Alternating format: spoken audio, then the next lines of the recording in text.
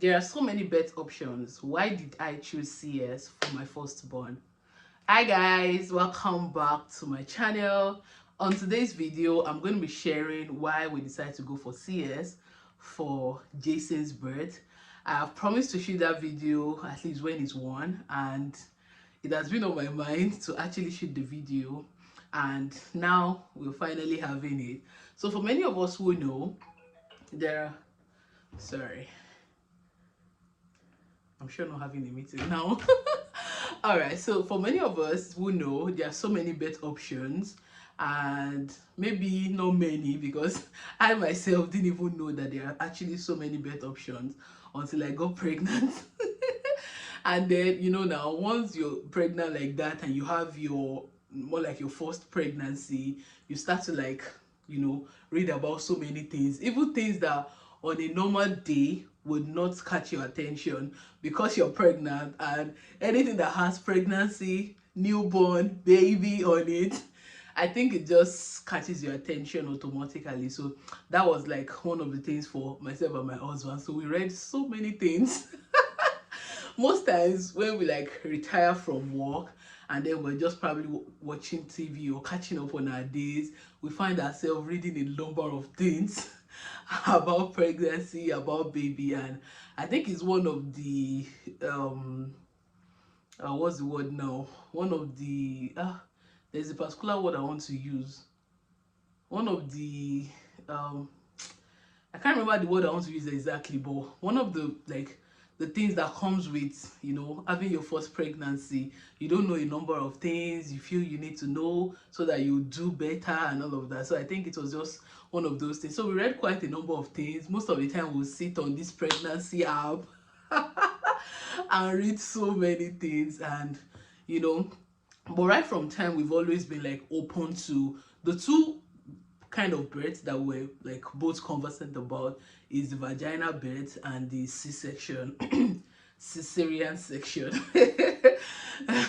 And we've always like, I for one, I've not been the kind of person that no CS, I don't want CS. No. I've never been the kind of person, and thank God my husband too is my kind of person in that way.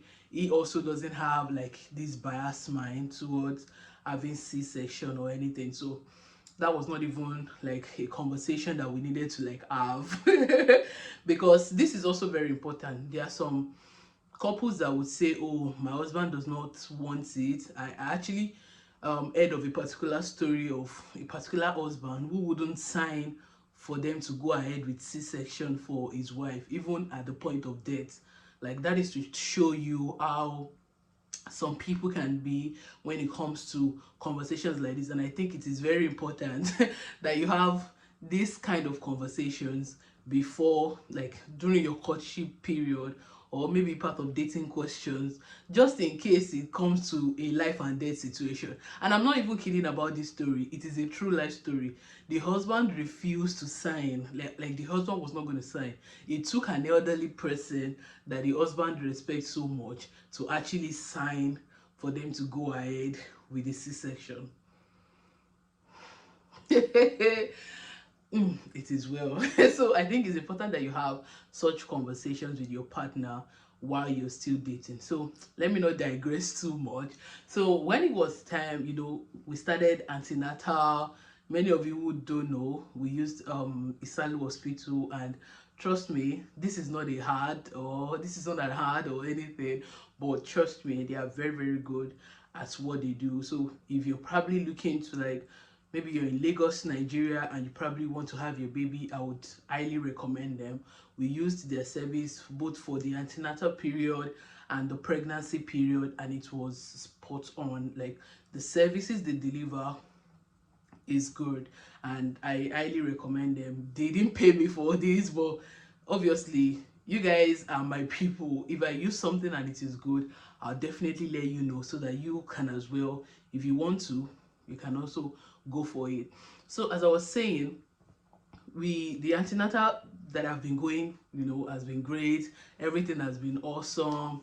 Most of the time when we go and then it's my time to see the gynae, or the, yeah, I think they call them gynae. and then he will say, oh, everything is fine, do I have any complaint? I will say, no, I don't have any complaint. And then he will say, oh, okay, see you on your next appointment. For the kind of amount that we pay, I had to ask my husband at the time that, the alpha, is this how we'll be coming every month? And then they will say, oh, see you on your next appointment. Like, there's nothing they want to tell us about. And my husband will be like, are you waiting to hear something negative? If they say everything is fine, then everything is fine. I'm like, okay, oh, so we move. So, that was how that was. And then it got to a point in my third trimester, I think around 36 weeks, I started to exercise. Not like I've not been exercising, but this time around I was more intentional about exercises that can bring about natural induction of labor. And the squatting, the running, the walking, the curb walk, the pregnancy ball bounce. Oh god. After I gave birth, I didn't want to see that thing near me. Because I was always on it 247. Even when I'm eating, I will sit on the ball and eat. When I'm watching TV, I'll sit on the ball, be rolling on the ball, and then watch TV. Like, I can be so dedicated to things when I'm really into it like that. So I was doing more than 100 squats every day. Yes, every day, and I kid you not, I enjoyed doing it. And I was walking, I was taking evening walks. Those who live around us that time in the estate will definitely know me, because I'm always going for walk. I have this particular gown that I love to wear. It's so comfortable. And that's another thing when it comes to pregnancy. Please, always comfort over anything. Oh god, I think I'm going to say this in another video. But just to let you know, comfort over anything. The moment you're pregnant, please always choose comfort. I can't emphasize that enough. But that's not to digress. So why did we decide to go for CS? I was actually prepared for a vaginal birth, and all the exercises and everything was to, in fact, I'd already started taking pineapple, I'd already started taking dates, I'd already started taking all those natural induction things that people will talk about. And I was just getting prepared for labor, for delivery basically. And I could remember, I think around from 35 weeks I started feeling this nudge, like this baby is supposed to, this baby should come out. Like, that was the way I was feeling most of the time when I'm praying, when I'm in my quiet time. Like, I have this strong nudge that it is time for this baby to come out. I didn't know what it was, but at some point when it first started, I felt like probably I was, there's this thing with third trimester that people will say, oh, when you're getting towards the end, you start to get tired, you start to get fed up, you really just want the baby to come out at all costs and all of that. So at the beginning, when I started feeling that way, I felt like maybe that was it, and it was just the third trimester tiredness of coming from the first month down to the 9th month. And so I was shoving it off at every point, just so I don't put myself under pressure. So I was just shoving it off and kept on with the things I was doing. Excuse me. But it kept coming, it kept when you're tired of something, my body couldn't, my spirit was looking for every way to actually communicate this to my body. Like, from my spirit, I was getting that feeling of the time is here, the time is here. But the time is not here, but because the baby is not even up to 37 weeks at that point. But I just thank God for my kind of husband. When it comes like that, I talk to him about it, and he will just say, okay. So what I felt at that point was, oh, maybe my labor was going to start very soon. Yeah, that was what I felt. I felt like, oh, maybe, as I was getting those signals in my spirit and also from my body, I felt like, oh, maybe the baby is going to come anytime soon. So what I did at that point was to intensify my natural induction of labor, the squatting, the walking, the curb walking, the pineapple juice, extracting pineapple juice. I was doing all of that. I was we're intensifying those things and so many other things. Like, okay, maybe it was I was getting that feeling because the baby was actually going to come very soon. But even at that, like, nothing was happening. I wasn't like even feeling any way like the baby was going to come anytime soon. So, but the nudge kept coming and all of that. But at a point, my husband had the conversation with our doctor. So we went for a particular appointment one time. I think the last appointment that we went for, yeah, I think the appointment was for Saturday. Yeah, so we got into conversation with our doctor, and we're just asking him randomly that, okay, if we want to go for CS, at what point can we go for CS? And I was like, oh, anything from 37 weeks you can actually go ahead and do CS. And he was even telling us how that his 3 children was actually via CS, and like there's nothing wrong with it. And we're like, oh, we ourselves, we don't have any bias about it. And I was like, oh, we can come in the following Thursday. Like, they always have, if it is not an emergency CS, that they always have a scheduled day for C-section, which is on Thursday. So we're like, okay, no problem, we're going to come on Thursday. And in fact, that very day we made the payment. Yeah, we made the payment and got a list of things that we needed to come with, even though those things are just like the personal things, like not like the hospital will collect it from you, because majority of those things we ended up taking it back home. But that's even for another time.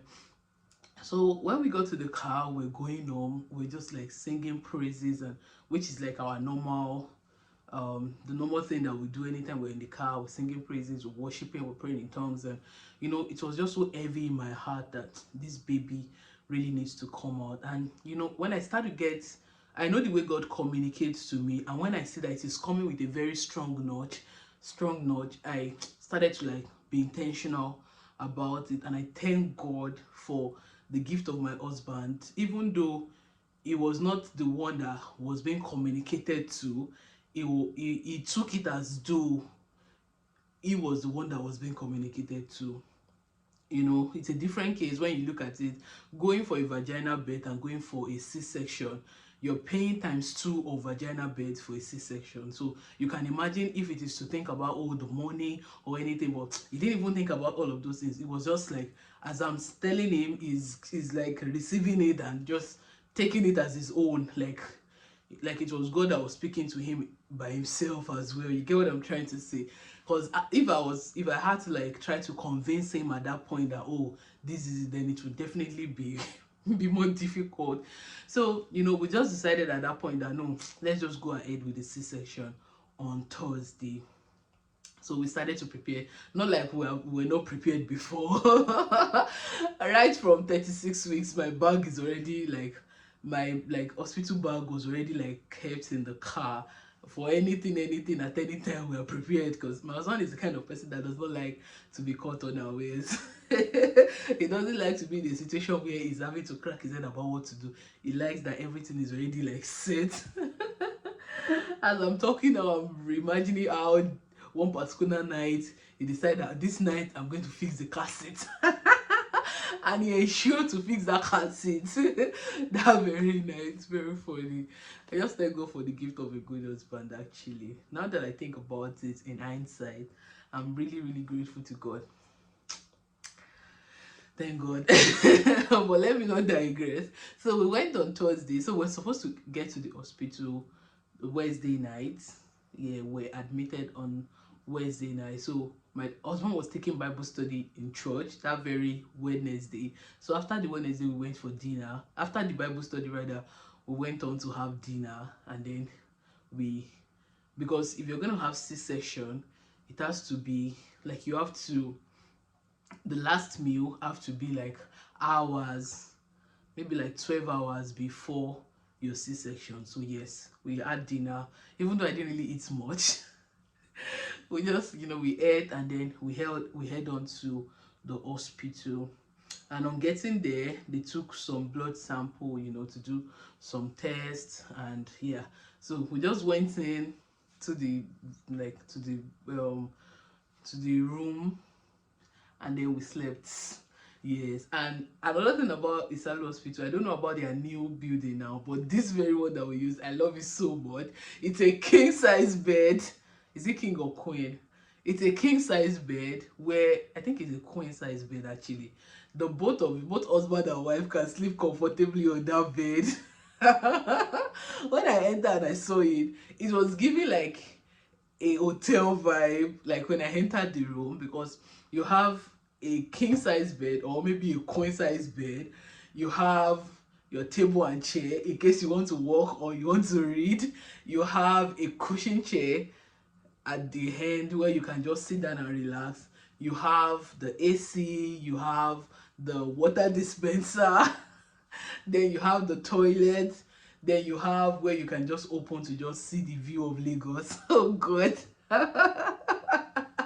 When I entered, I'm like, no, this is like a mini vacation. I enjoyed that part actually. I've never seen that kind in any hospital that I've been to, and trust me, it was like I slept on the bed, my husband slept on the bed as well. It was something for the books actually. For me, I was experiencing that for the first time actually. So we slept and we woke up, and this is where it gets interesting.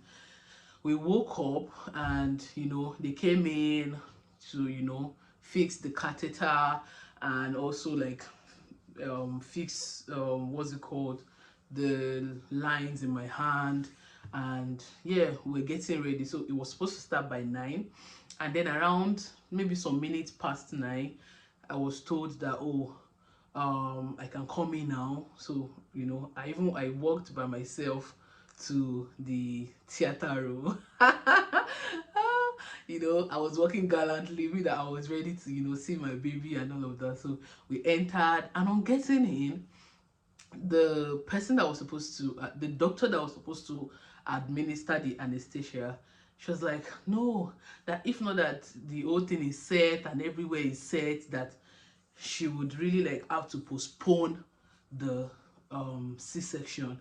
And in my mind I'm like, why do you want to postpone the C-section? And then she was like, oh, your whatever is low, maybe potassium or something, I can't remember.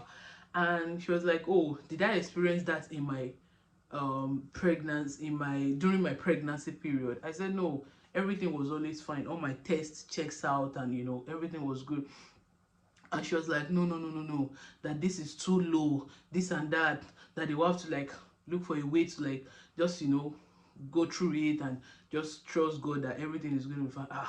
I'm like, why would you want to postpone something at this point? This is devil at work.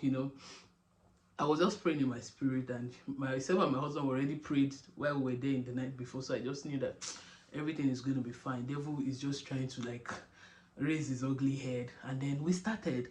They administered the anesthesia, and then I was numb. I was numb from my hips downward. So I was still like, my eyes was open all through. I could still feel something, just that I couldn't feel the pain and all. So the whole thing was going on, and at a point I just heard the doctor say, oh, what happened? It was like something like the wedding expecting was currently going on. They were like, what is wrong, this and that, that they had to like quickly like do some fast action. I couldn't really tell what was going on. Like I said, I was just there. I couldn't talk. I was just like giving signals. I didn't really know what was going on at that point. And they carried the baby, they put the baby on my chest for like maybe maybe 2 seconds. More like, oh, we just have to do it. And then everything was sharp, sharp, sharp. In fact, they had to like attend to the baby. And then I was just here. I was just there. Like I was in that like theater room for almost an hour, if I'm not mistaken. Yes, I was there for a longer time, because at a point my husband was telling me afterwards that he was worried that when was I going to be wheeled out. My people, you won't believe it. The baby has taken a lot of what do they call it, in the womb, a lot of death. Like it was so much that they had to take him through suctions a lot with their machines. Thank God it's a good hospital with the necessary equipment. They had to like do it a number of times. It was really a lot that, in fact, the doctor was worried that what could have caused this. It was really so much. And then another big thing was that he had the, is it placenta or what is it called, wrap around his neck, which was already making him feel very, very uncomfortable, and the discomfort was so much that even after, and then another thing, he had lost so much weight, because at the time when the last scan that I did, he was weighing, I think, 4.7, but by the time he was giving birth to, he was weighing 4.3. Like, from his skin you could tell that he had lost so much weight. The death that he had sucked in, he had to go through a lot of things for them to like push it out. For like 2 days he was vomiting. Like, imagine a baby who hasn't taken anything vomiting. He was vomiting. He was vomiting so many deaths. A number of things were coming out of his body. And in fact, if you look at him, you could almost tell that no, this baby has really gone through a lot. And aside from that, he couldn't eat anything that was given to, at that point, the first day I couldn't breastfeed. I was still trying to get myself, and the food that they gave to him, he kept on vomiting it alongside with more deaths that was in his body. And I was just there. When am I going to see my baby? They said it's going to be fine. When am I going to see my baby? They said it's going to be fine. Oh, I was there. I was wheeled back to the what do they call it now? To the wardroom or something. I can't remember. Not the room we were before. And I was just there. I was still like, I was conscious. In fact, at that point I started like communicating with people. I started posting on my status. I started like chatting some of my friends up. And after that I slept off, and then I woke up around 2 or 3. I woke up with so much pain. I couldn't move my body. Like, the CS story is another story for another day. I couldn't move. At every point that I tried to lift my leg, the pain was crazy. At a point I had to request that they give me like a pain reliever or something. They gave me, and in like 1 hour or 2 the thing was off again, and I was back to square one. And I was just there. And for 24 hours you can't eat anything. Oh God, that was another thing. I was very, very thirsty. Like, I just wanted water.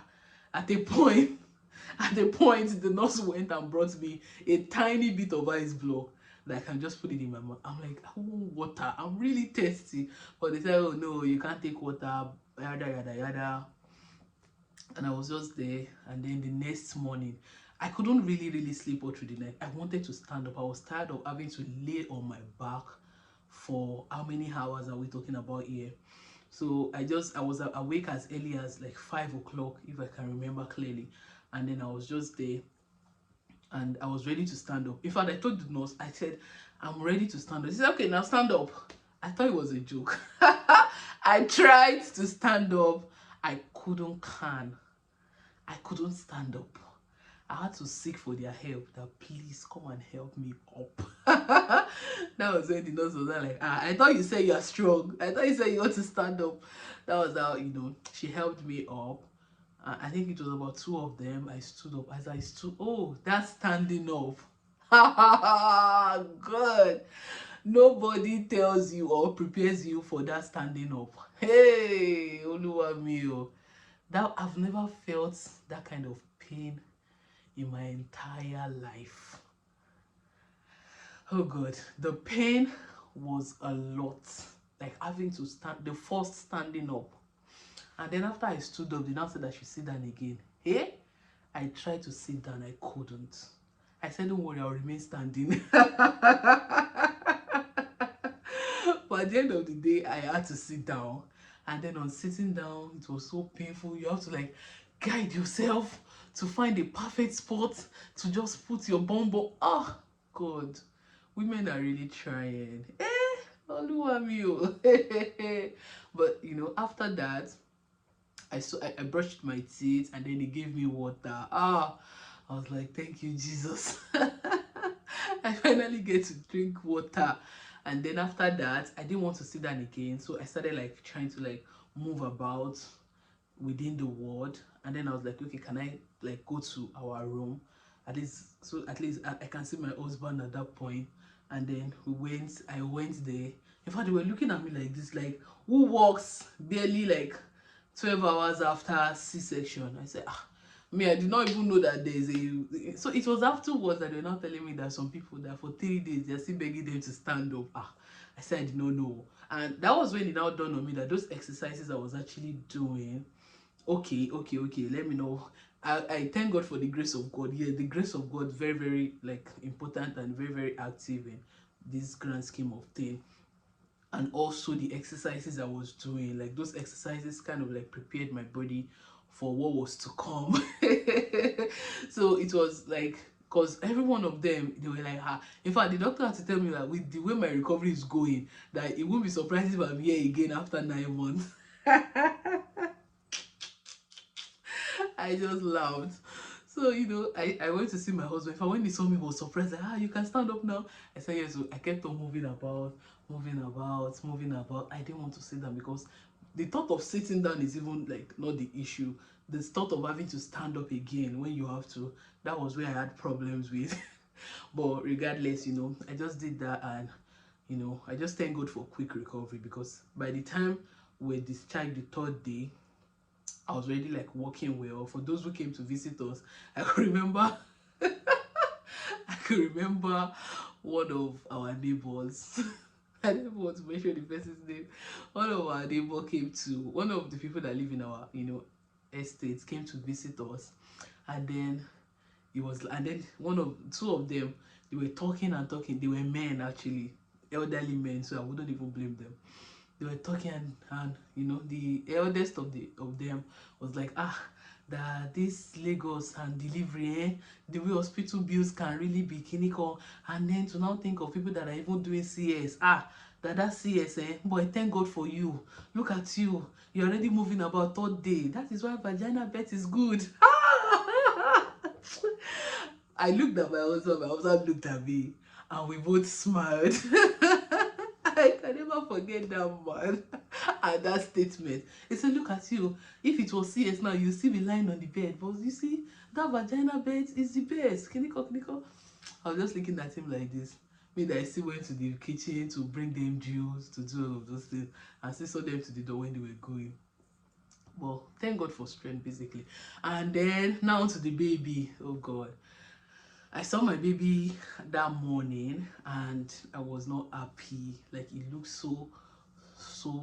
it looked shrink, like somebody who was big and now has skin falling off because he had lost so much weight in the womb, and then he had not been eating, I just thank God. I thank God for that, what's the word? I thank God for that nudge, like that, because I wouldn't have to like imagine him going through all of that up until maybe he decides to come by 40 weeks. And even for a first time mom, there are some pregnancies that can go as much as 42 weeks. Like I can't imagine him staying another 2, 3, 4 weeks in that kind of situation. Like it would have been a different story entirely. And I think also, thinking about it in hindsight, I feel this was just God preparing us. Like whatever it is that the enemy meant for evil at the time, probably the enemy was waiting for when it will be 40 weeks or when it will be 39 weeks, the normal time that you expect a baby to come. And then this one is coming at 37 weeks. Then you know that God really like backdated some things just to put the devil to shame. Like that is one of the things that I feel God was actually, trying to do. And most importantly, God had to put those nudge in our heart.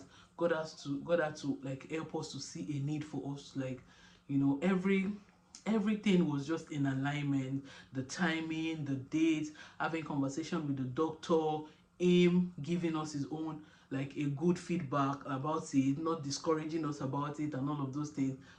Our immediate families, everything was just according to the way God wanted it.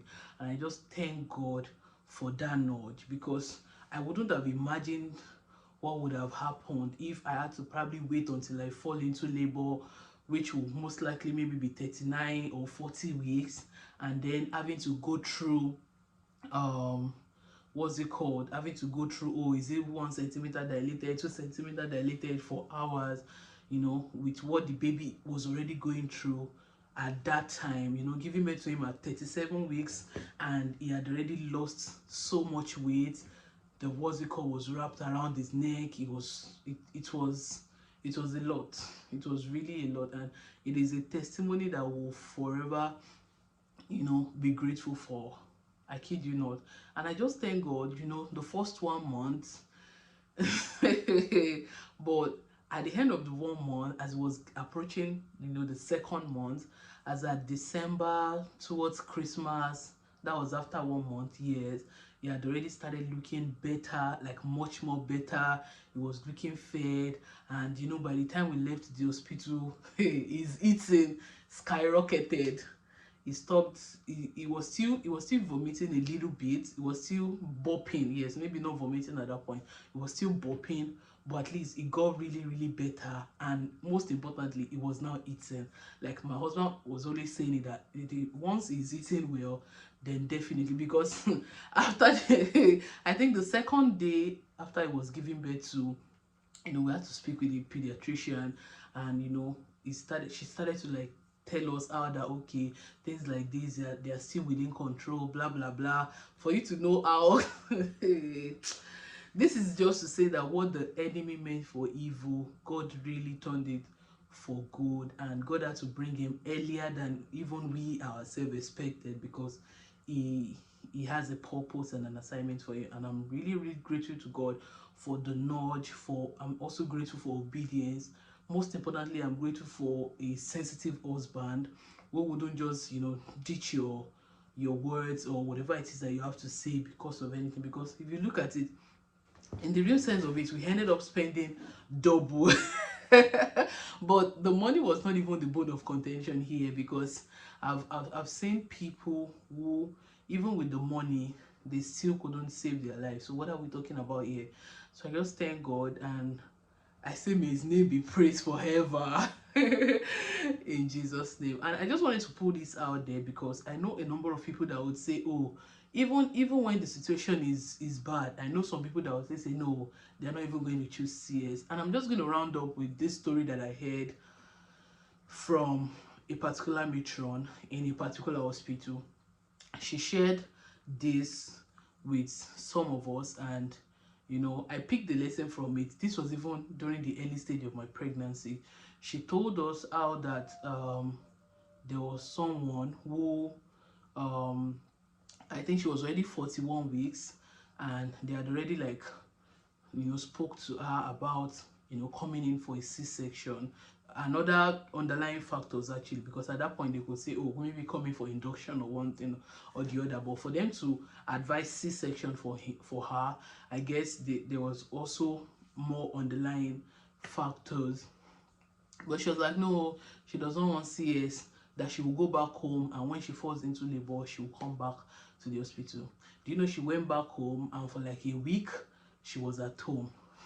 Someone that was already 41 weeks, she was at home. She didn't come back to the hospital. They kept trying to reach out to her. She was like, oh, she'll come tomorrow, she'll come tomorrow. I guess she was literally stalking from coming, just to avoid the C-section. And then she was trying to do some home remedies to induce labor and all of that. But at the end of the day, we're told that unfortunately she was rushed down to the hospital. She was rushed down to the hospital, and the same C-section that she was running away from, they had to do it immediately. And at the end of the day, the baby that was brought out of her was already dead. And something very, very quite unfortunate, that she had to do the CS. She had to go through the pain of going through a C-section without a baby that is alive.